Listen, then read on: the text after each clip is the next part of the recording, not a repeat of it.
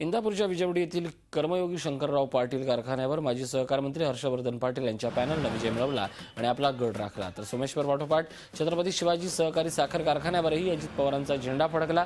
इंदापूर तालुक्यातल्या भवानीनगर येथील छत्रपती कारखान्याच्या निवडणुकीत अजित पवारांच्या पॅनलने 15 जागा जिंकून एक हाती सत्ता मिळवली। या निवडणुकीत साखर संघाचे माजी अध्यक्ष पृथ्वीराज जाचक यांच्या नेतृत्वाखालील पॅनलचा धुव्वा उडावला।